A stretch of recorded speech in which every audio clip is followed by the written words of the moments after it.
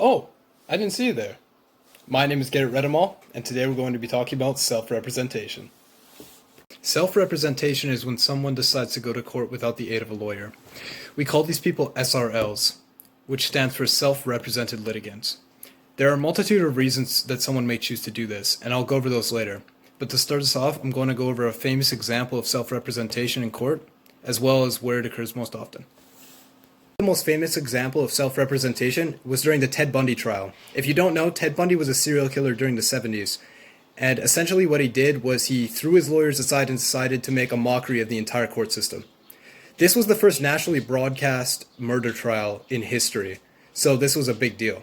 Now, without the advice from his defense team, Ted Bundy was free to do as he saw fit in the courtroom, talking for as long as they allowed him to, gesturing to the cameras which were broadcasting nationally, even proposing to his wife during the proceedings, and was married by the judge. It's likely that he saw himself more competent than his entire legal team and thought he could talk his way out of trouble, but this simply wasn't true. Though most SRLs won't end up being serial killers, this trial may represent a common feeling people have when choosing to self-represent. Most cases of self-representation actually occur in family court, where a reported 50 to 80% of family court cases in Canada involve SRLs.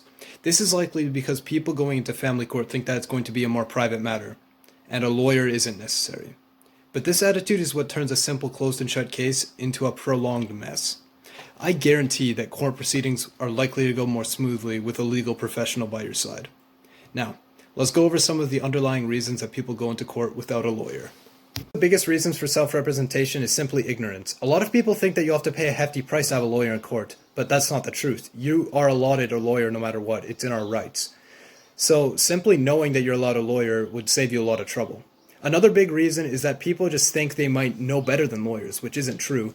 And even if you did know better than a lawyer, you may not know how to follow the proper court proceedings. What are some of the main difficulties with being a self-represented litigant? The main one that I see is simply lack of legal knowledge. You may not understand all the courtroom terminology or even how to build a good defense. Another one is the risk of self-incrimination. When detained by the police, you'll be questioned, and having a lawyer present is a good way to secure yourself from saying something you regret. You may be pinned for a crime you didn't even know they were interviewing you for.